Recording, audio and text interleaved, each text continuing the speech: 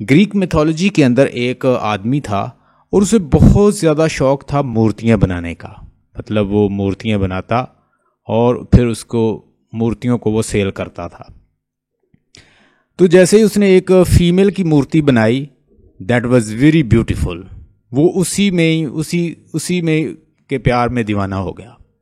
So he created one of a kind of Pygmalion. Pygmalion is a person who create statues like that. तो एक beautiful औरत की वो बनाता है, मूर्ति बनाता है, तो वो उसी के इश्क में दीवाना हो जाता है और फिर गॉड से वो दुआ करता है। ग्रीक मिथोलॉजी में ये स्टोरी मौजूद है, आप अगर स्टडी करना चाहें तो जैसे ही वो बनाता है तो हर वक्त वो उसे देखता रहता है, उसी के इश्क में दीवाना हो जाता है और गॉड से दुआ करता है कि वो इसको किसी तरह से इसके अंदर लाइफ डाल दे। तो उस फीमेल को लाइफ मिल जाती है और इस तरह वो ये स्टोरी से उसने लिया है पिग्मेलियन। तो इसको लिखने वाला कौन है? George Bernard Shaw. ये बड़ा उसका ज़बरदस्त प्ले है। इसके कुछ करैक्टर हैं वो हम डिस्कस करेंगे। इसके अंदर करैक्टर है, कुछ एरिस्टोक्रेटिक करैक्टर हैं और 2 क्लासेस का जिक्र किया गया है। इसमें 2 क्लासेस हैं, एक है अपर क्लास और एक है लोअर क्लास। अपर क्लास और लोअर क्लास को उसने शो करके आपको दिखाया है कि हम लोग चाहे अपर क्लास से हों, जैसे हमारी सोसाइटी बटी हुई है ना, हमारी सोसाइटी में कुछ लोग हैं जी हम अपर क्लास के हैं, कुछ ये क्लेम करते हैं हम मिडिल क्लास के हैं, ठीक है, कुछ कहते हैं हम लोअर मिडिल हैं, कुछ कहते हैं हम लोअर क्लास हैं, फिर लोवेस्ट क्लास हैं, यानी बहुत सारी क्लासेस में हमारा जो माशरा है वो बटा हुआ है।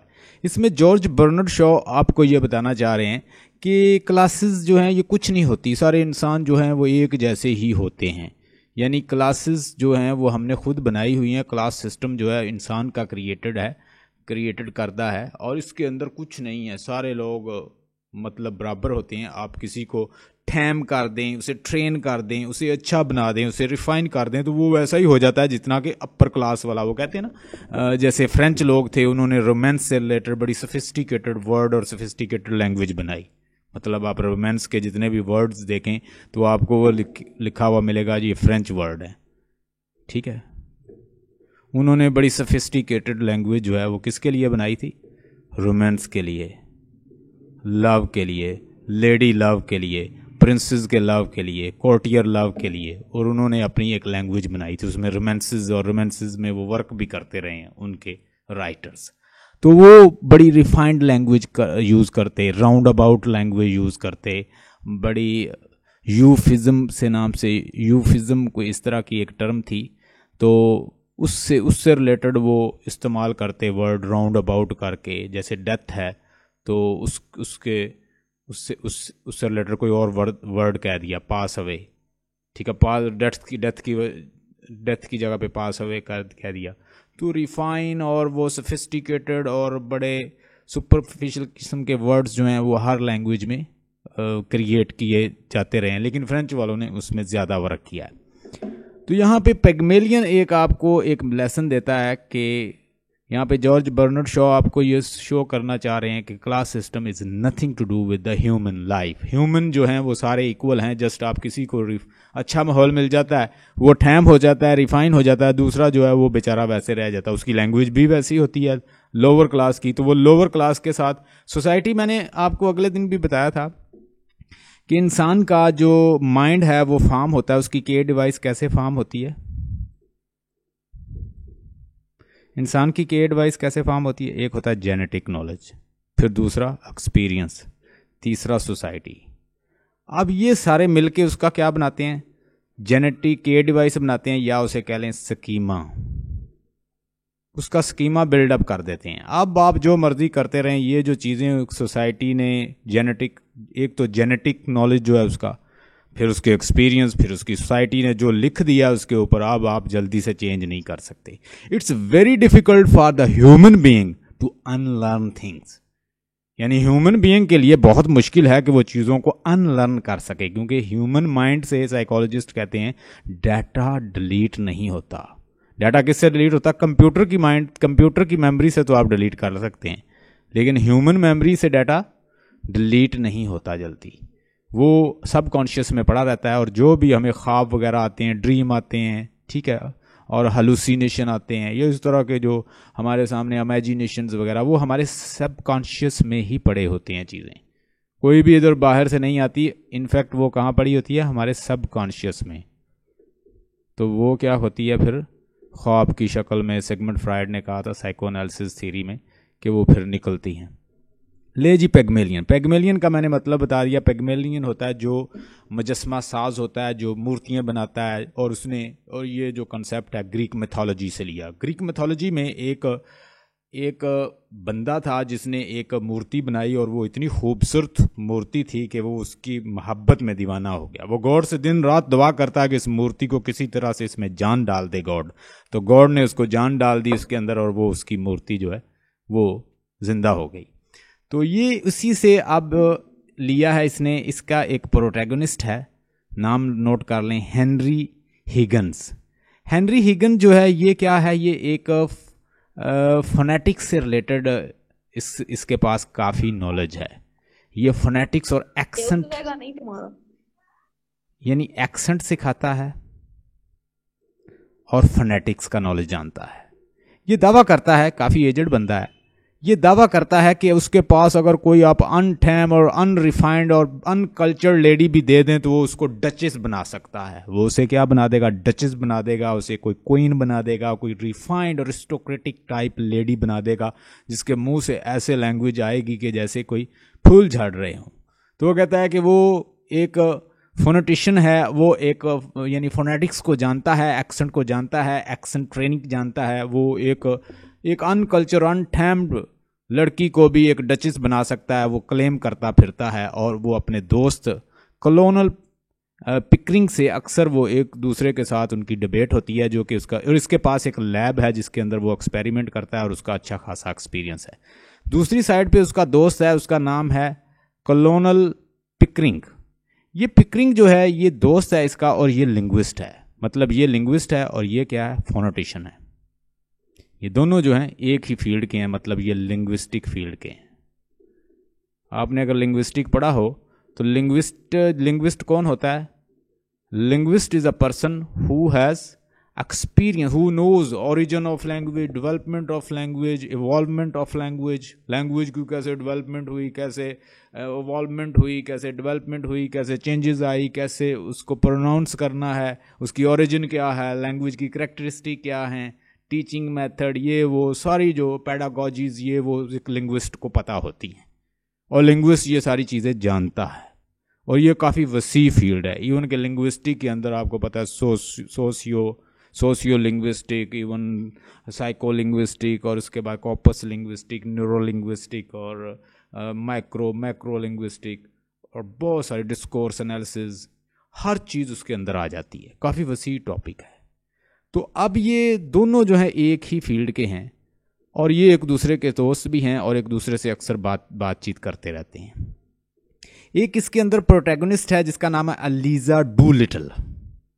अलीजा डूलिटल जो है ये एक फूल बेचने वाली है, मतलब ये एक लोअर क्लास लेडी है, और अनकल्चर अनटैम्ड किस्म की इसकी पर्सनैलिटी है। Not a very good and beautiful personality, she is just a flower selling girl.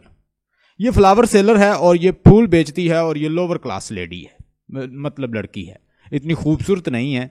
जब इसकी मुलाकात इससे होती है तो ये इसको फिर क्या कहता है कि वो एक फोनेटिशियन है, और वो फोनेटिक्स को जानता है, एक्सेंट ट्रेनिंग जानता है, वो उसको ट्रेन कर सकता है, जबकि वो बिल्कुल अनट्रेंड है, उसे कुछ नहीं पता, उसकी लैंग्वेज भी अनकल्चर्ड है। तो वो उसे बड़ी अच्छी एक्सपर्ट फोनेटिक्स से रिलेटेड नॉलेज जो है वो दे सकता है। उसकी साउंड ठीक कर देगा, आवाज़ ठीक कर देगा, ट्रेन कर देगा, बात करेगी, डचेस लगेगी, और एक क्वीन लगेगी, और एक अरिस्टोक्रेटिक लेडी की लगेगी, और वो ऐसा बना सकता है।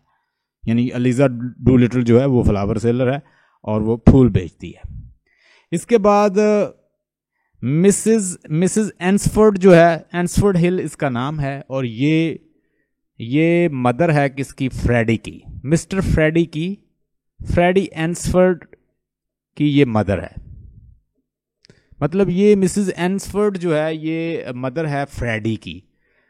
फ्रेडी और ये दोनों ये माँ बेटा एक जगह पे खड़े होते हैं, और ये गाड़ी को तलाश करने के लिए जाता है। इसको टैक्सी की ज़रूरत होती है, गाड़ी की ज़रूरत होती है। तो इसका इसकी टक्कर होती है इसके साथ।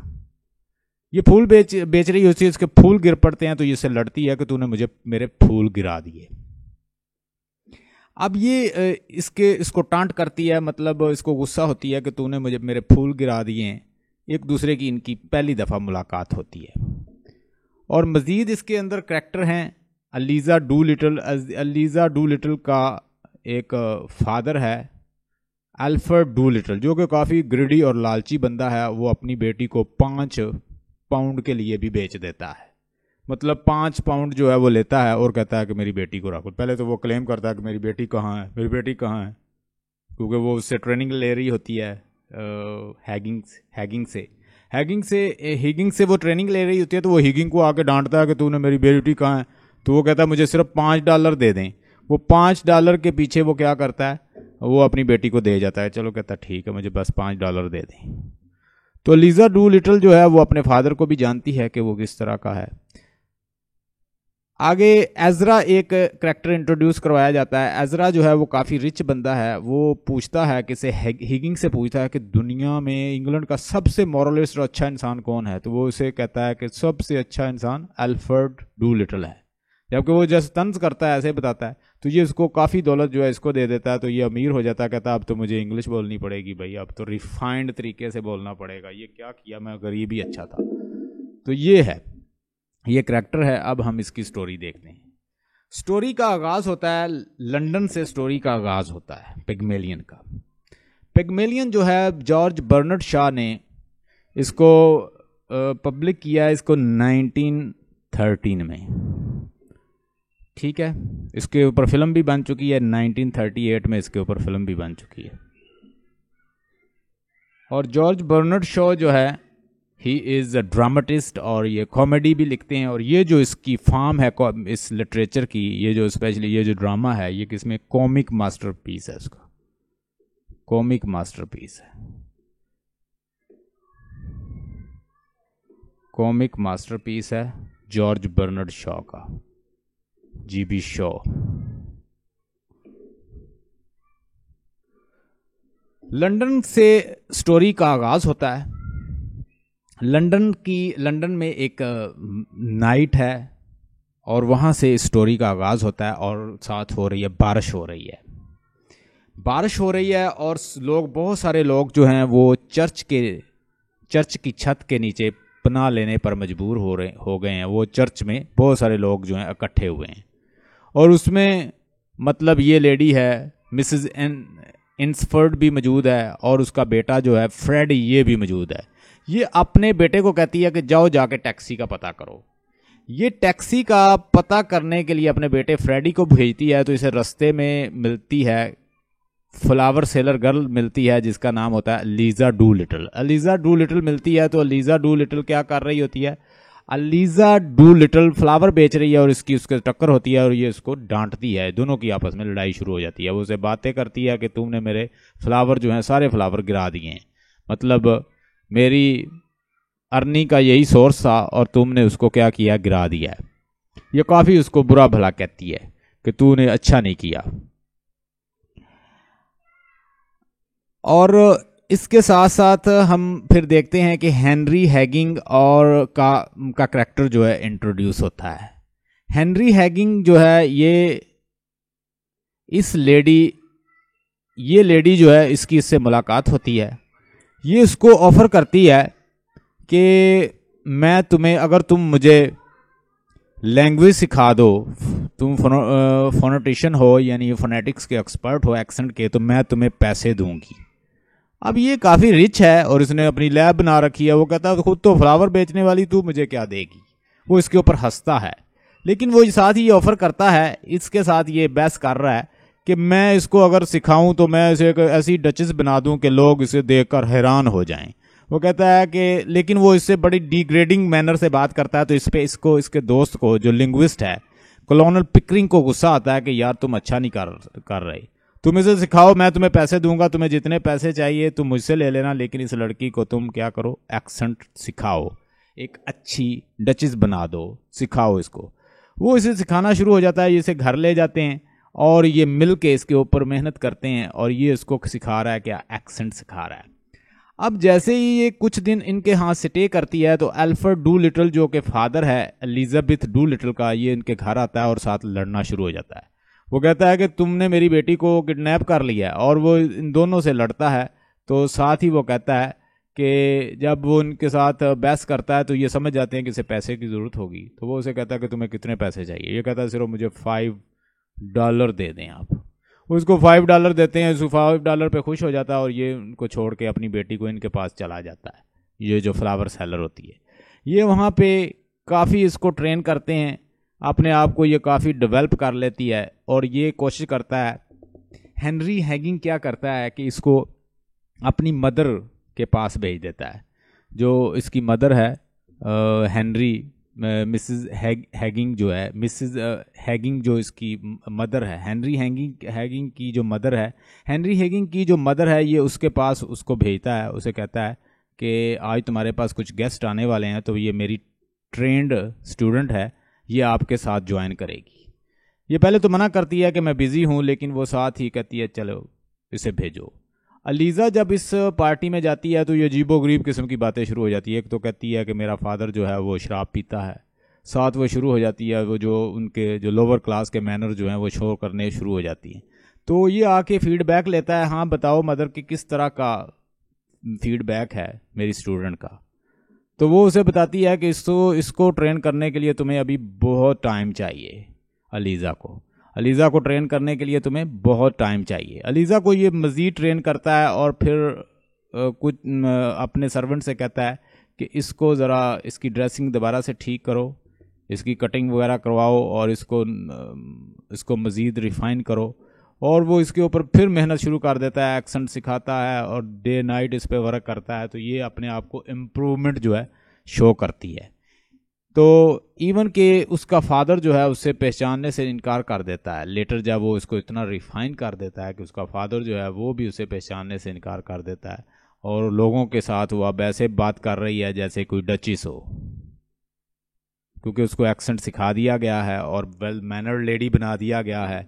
और अब हेनरी जस्ट एक टीचर है और ये कुछ इसकी तरफ अट्रैक्ट होती है, लेकिन हेनरी जो है अपने वर्क से वर्क रखता है। वो चाहता है कि वो जस्ट बतौर इसका टीचर ही रहे।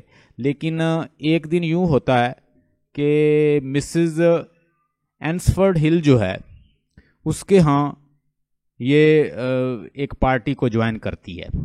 वहाँ पे मिसेस एंसफर्ड भी होती है, वहाँ पे दीगर जो हैं और भी एरिस्टोक्रेटिक लेडी होती हैं और ये पार्टी में जाती है अलीज़ा जब उस पार्टी के अंदर जाती है तो वहाँ फ्रेडी भी मौजूद होता है। फ्रेडी की पहले भी मुलाकात हुई थी और ये इससे बड़ा मुतासर था। फ्रेडी जो है इससे मुलाकात करता है, बड़ा इम्प्रेस होता है कि अब वो एक बड़ी एरिस्टोक्रेटिक और खूबसूरत लेडी बन गई है और वो उसको साथ प्रपोज भी कर देता है और उसे कहता है कि वो दोबारा मिलेगा। वो अपनी मदर से कहता है कि मुझे जो बड़ी खूबसूरत लगी है, लेकिन वो उसे कहती है, उसकी मदर कहती है कि she does not appeal to me, मुझे ये बिल्कुल अपील नहीं की। लेकिन फ्रेडी जो है वो इसको प्रपोज भी कर लेता है और उसे कहता है कि वो दोबारा भी मिलेंगे। साथ साथ हम देखते हैं कि हेनरी जो है इसको ऐसे समझता है कि जैसे ये कोई सर्वेंट हो।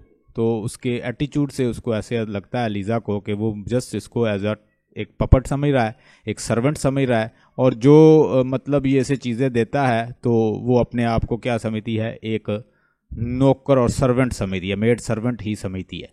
तो वो कहती है कि वो इसका घर छोड़कर चली जाएगी। इन दोनों की आपस में चपकलिश होती है, ये लड़ पड़ते हैं और ये यहाँ से निकल के इसकी मदर के यहाँ चली जाती है, उसके घर रहना शुरू कर देती है। और ये दोनों जो हैं अब इनको फाइंड करते हैं कि कहाँ गई अलीज़ा को फाइंड करते हैं, इधर उधर घूमते हैं। अल्टीमेटली उनको पता चलता है कि वो इसकी मदर के यहाँ ही है। वहाँ पे इसकी डिस्कशन होती है अलीज़ा के साथ। अलीज़ा से कहता है हेनरी कि चलो मेरे साथ चलो। तो वो कहती है नहीं, वो अब तुम्हारे साथ नहीं जाएगी, क्योंकि वो जितना भी वहाँ पे रह ले वो एक जस्ट खुद को सर्वेंट ही, मेड सर्वेंट ही समझती है।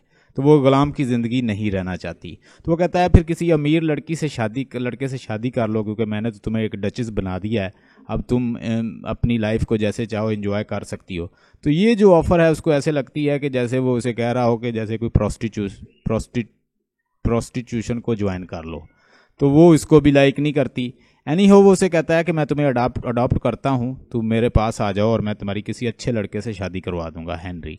लेकिन वो उसको भी मना कर देती है। वो कहती है मजीद, वो कहता है कि तुम ऐसा करो, पिकरिंग से शादी कर लो, he is a good boy. लेकिन वो उसको भी मना कर देती है। वो उसे बताती है कि वो फ्रेडी को पसंद करती है और फ्रेडी के साथ वो शादी करेगी और उसी के साथ ही अपनी ज़िंदगी गुजारेगी। इस पे हेनरी हिगिंग जो है उसे थोड़ा सा गुस्सा आता है कि ये तो कोई अच्छा लड़का नहीं है जो तुमने चुना है। वो उसे कहती है कि मैंने उसको पसंद किया है and I like him very much, और साथ ही वो उसको बताती है कि वो जो तुमने उसे नॉलेज दिया है फोनेटिक्स का, उस फोनेटिक के नॉलेज को वो यूज़ करेगी और लोगों को आगे सिखाएगी। इस पे हिगिंग जो है वो बड़ा खुश हो जाता है कि वो उसके आइडिया को आगे इसका प्रचार करेगी और उसको आगे पहुंचाएगी। और इसी के साथ ये जो प्ले है ख़त्म होता है। और इसका मेन लेसन ये है कि अपर और लोअर क्लास कुछ नहीं होते, ये जस्ट हम लोगों ने बनाए हुए हैं।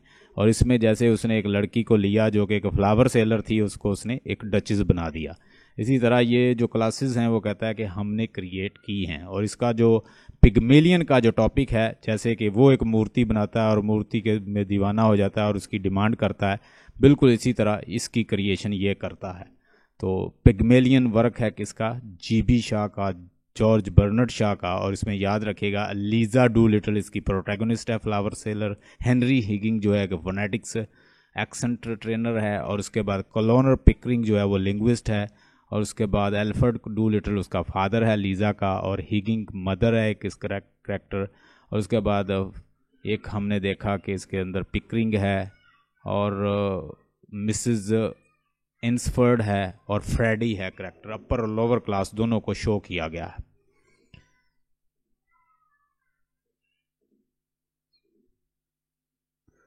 Let us discuss another play.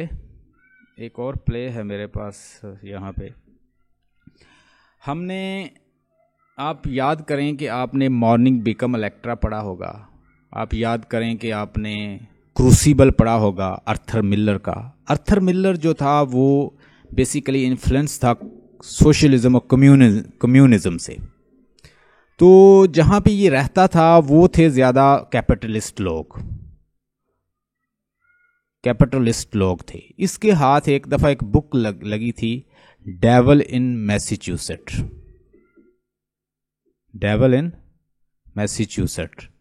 जब इस बुक को इसने पढ़ा तो इससे स्टोरी लेके इसने एक प्ले लिखा था द क्रूसिबल। अगर आपने नहीं पढ़ा तो आप इसको ज़रूर देखिएगा। द क्रूसिबल जो है उसकी स्टोरी इस तरह से है कि वहाँ पे एक विच क्राफ्ट का बताया गया है कि उसका एक प्रोटैगनिस्ट है, उसका नाम है जॉन प्रॉक्टर। जॉन प्रॉक्टर जो है वो प्योरिटन की तरह प्रैक्टिस नहीं करता और वो एक अथीस्ट है, वो अग्नोस्टिक है। वो he does not accept the norms and the rule of the puritanical rules. He dislike and does not like, and all the puritan they hate him because he does not like puritanical rules and regulation. He does not follow the new norms, rule, regulations and the religious ceremony of the Puritans. Therefore, वो सारे मिल के उसका एक trial करते हैं और उसको विच craft, उसे कहते हैं कि तुम विच क्राफ्ट की प्रैक्टिस करते हो, तुम विच हो। जिसके ऊपर इल्ज़ाम लगाया जाता है वही विच क्राफ्ट में इन्वॉल्व होता है। कुछ को पत्थर रख के मारा गया, कुछ लोगों को कुचला गया, कुछ लोगों को कत्ल किया गया, कुछ लोगों को एग्जीक्यूट किया गया, फांसी दी गई। बहुत सारी सजाएं जो हैं ये प्योरिटन्स ने दी थी। मैंने आपको बताया था अमेरिका के अंदर जो पहला मजहब था, यानी जो आए थे वो लोग प्योरिटन थे, उन्होंने प्योरिटन ही तबलीग की थी। तो ये डेविल इन मैसाचुसेट्स से मुतासर होकर इसने फिर ये बुक लिखी थी और उसमें इसने अपने हालात की भी एक रिफ्लेक्शन दे दी थी। क्योंकि जिस वक्त ये रह रहा था उस वक्त क्या था, अमेरिका के अंदर क्या कर रहा था कि मैकार्थी था। मैकार्थी ने एक लॉ जो है वो फॉर्म करवाया था, एक लॉ उसने वहाँ पे बनाया था और उसने सेनेट से एक लॉ पास करवाया। उसमें जितने भी अन अमेरिकन थे उनकी एक्टिविटी को क्या किया जाता, मैकार्थी जो है